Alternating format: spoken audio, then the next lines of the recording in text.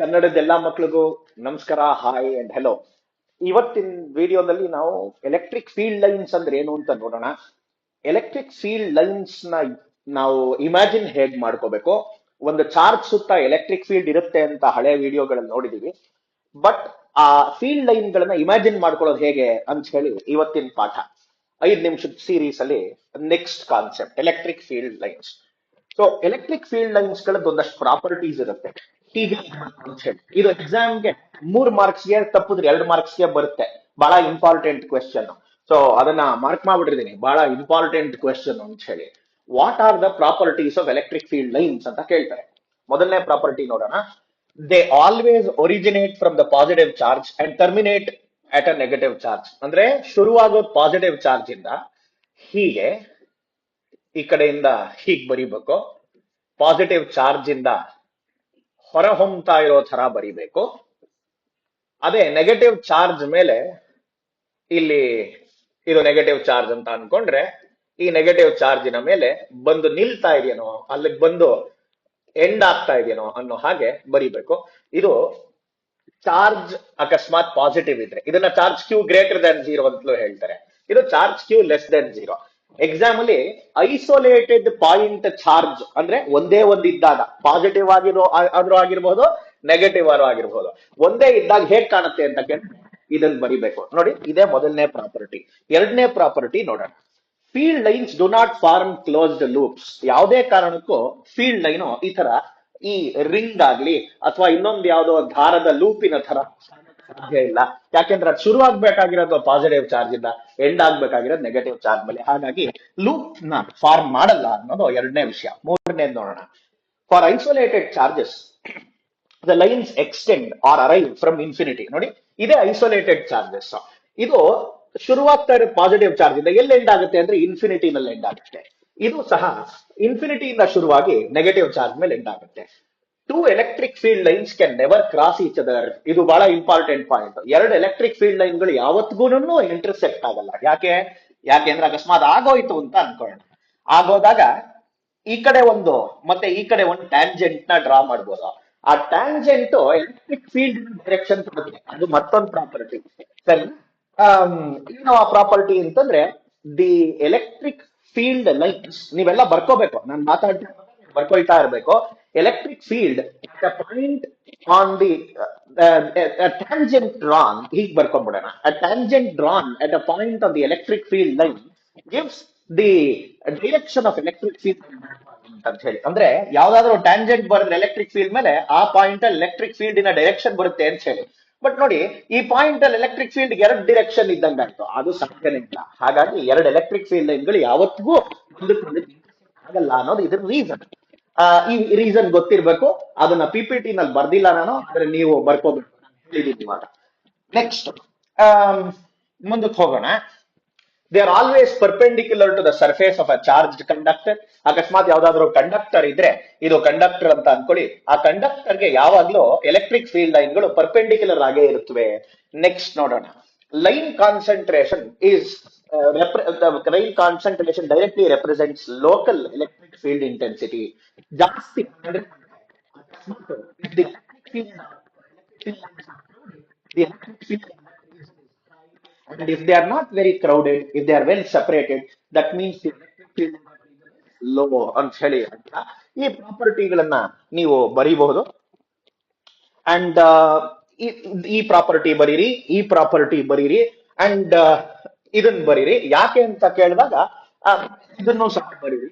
And line concentration ಇದ್ರ ಬಗ್ಗೆನೂ ಬರೀಬಹುದು.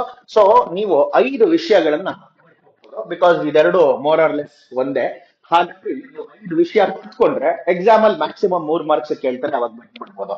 ಬೇರೆ ಬೇರೆ ಚಾರ್ಜ್ ಡಿಸ್ಟ್ರಿಬ್ಯೂಷನ್ಸ್ ಗೆ ಹೇಗೆ ಎಲೆಕ್ಟ್ರಿಕ್ ಲೈನ್ಸ್ ನ ಬರೆಯೋದು ಅಂತ ನೋಡ್ರಿ. ಇವಾಗ ಬರೀ ಪಾಸಿಟಿವ್ ಚಾರ್ಜ್ ಒಂದೇ ಇದ್ದಾಗ ಹೇಗಿರುತ್ತೆ, ನೆಗೆಟಿವ್ ಚಾರ್ಜ್ ಒಂದೇ ಇದ್ದಾಗ ಹೇಗಿರುತ್ತೆ ಅಂತ ಗೊತ್ತಾಗಿದೆ. ಮುಂದೆ ನೋಡೋಣ ಬನ್ನಿ. ಇವಾಗ ಈ ಪಾಸಿಟಿವ್ ಚಾರ್ಜ್ ನ ಸೋರ್ಸ್ ಅಂತಲೂ ಕರೀತಾರೆ, ನೆಗೆಟಿವ್ ಚಾರ್ಜ್ ನ ಸಿಂಕ್ ಅಂತಲೂ ಕರೀತಾರೆ. ಈಗ ಎಲೆಕ್ಟ್ರಿಕ್ ಫೀಲ್ಡ್ ಲೈನ್ಸ್ ಅಂದ್ರೆ ಏನು ಅಂತ ನೋಡೋಣ. ಯಾಕೆ ನಾವು ಹಾಗೆ ಬರಿತೀವಿ ಅಂತ ಹೇಳಿ. ಈ ಪಾಸಿಟಿವ್ ಚಾರ್ಜ್ಗಾದ್ರೆ ಹೀಗ್ ಬರಿತೀವಿ ಅಂತ ಹೇಳಿದೆ, ಪಾಸಿಟಿವ್ ಚಾರ್ಜ್ಗೆ ಹೀಗ್ ಬರಿತೀವಿ ಅಂತ ಹೇಳಿದೆ ಅಲ್ವಾ. ಅಂಡ್ ನೆಗೆಟಿವ್ ಚಾರ್ಜ್ ಹೇಗ್ ಬರಿತೀವಿ ನಿಮ್ಗೂ ಇವಾಗ ಆಲ್ರೆಡಿ ಗೊತ್ತಾಗಿರುತ್ತೆ. ನೆಗೆಟಿವ್ ಚಾರ್ಜ್ಗಾದ್ರೆ ಐಸೋಲೇಟೆಡ್ ನೆಗೆಟಿವ್ ಚಾರ್ಜ್ಗಾದ್ರೆ ಅದೇ ತರನೇ ಬರಿತೀವಿ, ಆದ್ರೆ ಎಲೆಕ್ಟ್ರಿಕ್ ಫೀಲ್ಡ್ ಲೈನ್ಗಳನ್ನ ಒಳಗಡೆ ಬರ್ತಾ ಇರೋ ತರ ಬರಿತೀವಿ. ಏನು ಸರ್ ಈ ಲೈನ್ಗಳು ಅಂತ ನೀವು ಕೇಳಿದ್ರೆ, ಯಾವ್ದಾದ್ರು ಒಂದು ಪುಟಾಣಿ ಪಾಸಿಟಿವ್ ಟೆಸ್ಟ್ ಚಾರ್ಜ್, ಪುಟ್ಟು ಪಾಸಿಟಿವ್ ಚಾರ್ಜ್ ಅನ್ನ ಟೆಸ್ಟ್ ಚಾರ್ಜ್ ಅಂತ ಕರೀತಾರೆ. ಅದನ್ನ ಈ ಎಲೆಕ್ಟ್ರಿಕ್ ಫೀಲ್ಡ್ ಲೈನ್ ಗಳ ಹತ್ರ ಬಿಟ್ರೆ ಅದು ಹೇಗ್ ಓಡಾಡುತ್ತಲ್ಲ, ಇಲ್ಲಿ ಬಿಟ್ಟಿದ ತಕ್ಷಣ ಹೀಗ್ ಓಡೋಗ್ಬಿಡುತ್ತೆ, ಇಲ್ಲಿ ಬಿಟ್ರೆ ಹೀಗ್ ಓಡೋಗ್ಬಿಡುತ್ತೆ, ಇಲ್ಲಿ ಬಿಟ್ರೆ ಹೀಗ್ ಓಡೋಗ್ಬಿಡುತ್ತೆ. ಅದು ಯಾವ ದಾರಿನಲ್ಲಿ ಹೋಗುತ್ತೋ ಆ ದಾರಿನೇ ಎಲೆಕ್ಟ್ರಿಕ್ ಫೀಲ್ಡ್ ಲೈನ್ ಅಂತ ಕರೆಯೋದು. ಎಲೆಕ್ಟ್ರಿಕ್ ಫೀಲ್ಡ್ ಲೈನ್ ಇಮ್ಯಾಜಿನ್ ಮಾಡ್ಕೊಳ್ಳೋದೇ ಹಾಗೆ. ಇದ್ ನೋಡಿ, ಇಲ್ಲಿ ಬಿಡ್ತೀರಾ ಅಂತ ಅನ್ಕೊಳ್ಳಿ, ಇದು ನೆಗೆಟಿವ್ ಚಾರ್ಜ್ ಅಲ್ವಾ, ಹಾಗಾಗಿ ಅದು ಅಟ್ರಾಕ್ಟ್ ಆಗುತ್ತೆ, ಹೀಗ್ ಬರುತ್ತೆ. ಅದಕ್ಕೆ ಎಲೆಕ್ಟ್ರಿಕ್ ಫೀಲ್ಡ್ ಡೈರೆಕ್ಷನ್ ಬರೀತೀವಿ. ಸೊ ಇದು ವಿಷಯ ಗೊತ್ತಿರಬೇಕು. The direction of electric field line reflects the path of a positive test charge would take if freely released in that region. ಆ ಜಾಗದಲ್ಲಿ ಬಿಟ್ಟಾಗ ಅದು ಹೇಗೆ ಫೀಲ್ಡ್ ಲೈನ್ ಆಗಿರುತ್ತೆ. ನೆಕ್ಸ್ಟ್, ಈಗ ಎರಡು ಪಾಸಿಟಿವ್ ಚಾರ್ಜ್ ಗಳನ್ನ ಅಥವಾ ಎರಡು ನೆಗೆಟಿವ್ ಚಾರ್ಜ್ ಗಳನ್ನ ಎಲೆಕ್ಟ್ರಿಕ್ ಫೀಲ್ಡ್ ಲೈನ್ ಗಳನ್ನ ಬರೆಯೋದು ಅಂತ ನೋಡೋಣ. ಇದು ಪ್ಲಸ್ ಚಾರ್ಜ್, ಇದು ಪ್ಲಸ್ ಚಾರ್ಜ್. ಅದರಿಂದ ಬರೋ ಎಲೆಕ್ಟ್ರಿಕ್ ಫೀಲ್ಡ್ ಲೈನ್ಸ್ ಗಳೆಲ್ಲವೂ away from the positive charge ಇರುತ್ತೆ, ಅಂದ್ರೆ ಸೋರ್ಸ್ ಚಾರ್ಜ್ ಗಳಿವೆರಡುವ. ಸೊ ಆ ಚಾರ್ಜ್ ಗಳಿಗೆ ಹೀಗ್ ಬರೆಯೋದು, ಎಲೆಕ್ಟ್ರಿಕ್ ಫೀಲ್ಡ್ ಲೈನ್ ಗಳನ್ನ ಹೀಗ್ ಬರೆಯೋದು. ಅಕಸ್ಮಾತ್ ಚಾರ್ಜ್ ಗಳು ಒಂದೇ ಸಮ ಇದ್ರೆ, ಇಲ್ಲಿ ನೋಡಿ ಒಂದ್ ಸ್ವಲ್ಪ ಇಂಟರ್ಸೆಕ್ಟ್ ಆಯ್ತು, ಅದು ಆಗ್ಬಾರ್ದು. ನೀವು ಬರಿಬೇಕಾದ್ರೆ ಒಂದ್ ಸ್ವಲ್ಪ ಕೇರ್ ತಗೊಂಡ್ ಬರೀರಿ. ಸೊ ಹೀಗೆ ಎಲೆಕ್ಟ್ರಿಕ್ ಫೀಲ್ಡ್ ಲೈನ್ ಗಳನ್ನ ಬರೆಯೋದು. ಇದೆರಡು ಪಾಸಿಟಿವ್ ಚಾರ್ಜ್ ಆಯ್ತು, ಇದು ಪ್ಲಸ್ ಆಯ್ತು, ಇದು ಪ್ಲಸ್ ಆಯ್ತು. ಇವಾಗ ಒಂದು ಪ್ಲಸ್ ಒಂದು ಮೈನಸ್ ಇದ್ರೆ ಹೇಗಾಗುತ್ತೆ ಅಂತ ನೋಡೋಣ. ಇದು ಪ್ಲಸ್ ಚಾರ್ಜ್, ಇದು ಮೈನಸ್ ಚಾರ್ಜ್ ಅಂದ್ರೆ ಎಲೆಕ್ಟ್ರಿಕ್ ಫೀಲ್ಡ್ ಲೈನ್ಗಳು ಪಾಸಿಟಿವ್ ಇಂದ ಶುರುವಾಗಿ ನೆಗೆಟಿವ್ ಮೇಲೆ ಎಂಡ್ ಆಗುತ್ತೆ. ಹೀಗೆ ಆ ಎಲೆಕ್ಟ್ರಿಕ್ ಫೀಲ್ಡ್ ಲೈನ್ ಗಳನ್ನ ಬರೆಯೋದು. ಎಕ್ಸಾಮ್ ಅಲ್ಲಿ ಇದು 2 ಮಾರ್ಕ್ಸ್ಗೆ, ತಪ್ಪಿದ್ರೆ 3 ಮಾರ್ಕ್ಸ್ಗೆ ಕೇಳ್ತಾ ಇರ್ತಾರೆ. Sketch the electric field lines for dipole ಅಂತ ಕೇಳ್ತಾರೆ. ಅವಾಗ ಇದನ್ನ ಬರಿಬೇಕು. ಡೈಪೋಲ್ ಬರಿಬೇಕಾದ್ರೆ ಒಂದ್ ಸ್ವಲ್ಪ ಹುಷಾರಾಗಿರ್ಬೇಕು. ಏನ್ ಹುಷಾರಾಗಿರ್ಬೇಕು ಸರ್ ಅಂದ್ರೆ, ನೀವು ಇಲ್ಲಿ ಎಷ್ಟು ಲೈನ್ಗಳು ಬರೀತಿರೋ ಇಲ್ಲೂ ಅಷ್ಟೇ ಲೈನ್ಗಳು ಬರಿಬೇಕು. ಇದು ಎಣಸೋಣ, 1 2 3, ಮೂರಂತೂ ಕನೆಕ್ಟ್ ಆಗಿದೆ ಬಿಡಿ. 1 2 3 4 5 6 7, ಇಲ್ಲಿ 1 2 3 4 5 6 7. ಇವಾಗ ನೋಡು, ಎಷ್ಟು ಎಲೆಕ್ಟ್ರಿಕ್ ಫೀಲ್ಡ್ ಲೈನ್ಸ್ ಆಚೆ ಬರ್ತಾ ಇದೆಯೋ ಅಷ್ಟೇ ಎಲೆಕ್ಟ್ರಿಕ್ ಫೀಲ್ಡ್ ಒಳಗೆ ಹೋಗ್ತಾ ಇದೆ. ಅದಕ್ಕೆ ಇದು ಡೈಪೋಲ್ ಅಪ್ಪ. ಡೈಪೋಲ್ ಅಂತ ಬರೆದ್ರೆ ಕೇಳಿದ್ರೆ ಹೀಗೆ ಬರಿಬೇಕು. ಸೇಮ್ ನೆಗೆಟಿವ್ ಚಾರ್ಜ್ ಕೇಳಿದ್ರೆ ಇದೇ ಬರಿಬೇಕು. ಇದರೆಲ್ಲ ಆರೋಗಳು ಹೊರಗಡೆ ಹೋಗ್ತಾ ಇದೆಯಲ್ಲ, ಅದು ಒಳಗಡೆ ಬರೋ ಹಾಗೆ ಬರಬೇಕು. ಎವ್ರಿಬಡಿ ಅಂಡರ್ಸ್ಟ್ಯಾಂಡ್, ಎಲ್ರಿಗೂ ಅರ್ಥ ಆಯ್ತು ಅಂತ. ಆಮೇಲಿಂದ ಅದೇ ನೆಗೆಟಿವ್ ಚಾರ್ಜ್ಗೂ ಸಹ ಬರಿತೀನಿ ಅಂತಂದ್ರೆ ಹೀಗೆ ಬರ್ಕೋಬಹುದು.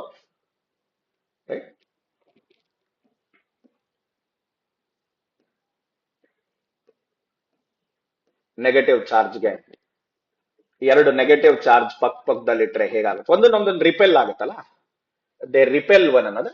ಹಾಗಾಗಿ ನೀವು ಹೀಗೆ ಬರೀಬೇಕು. And this is how you should draw 2 negative charges. ಇದು ಬರ್ದ್ಬಿಟ್ರೆ ಮಾರ್ಕ್ಸ್ ಬಂದ್ಬಿಡುತ್ತೆ. ಬಟ್ ಮೇಕ್ ಶೋರ್ ಯಾವ ಇಂಟರ್ಸೆಕ್ಟ್ ಆಗದೆ ಇರೋ ತರ ನೋಡ್ಕೊಳ್ಳಿ ಅಷ್ಟೇ. These are different ways different electric field lines. Electric field lines ನ ಕೇಳೋ ವಿಧಾನ ಹೀಗೆ. ಸೊ ಕೇಳೋದು Q greater than 0, Q less than 0, dipole, positive charge, ತಪ್ಪದು 2 ನೆಗೆಟಿವ್ ಚಾರ್ಜ್. ಇಷ್ಟು ಕೇಳಿ ನೆಕ್ಸ್ಟ್ ವಿಡಿಯೋದಲ್ಲಿ ಸಿಗೋಣ. Thank you.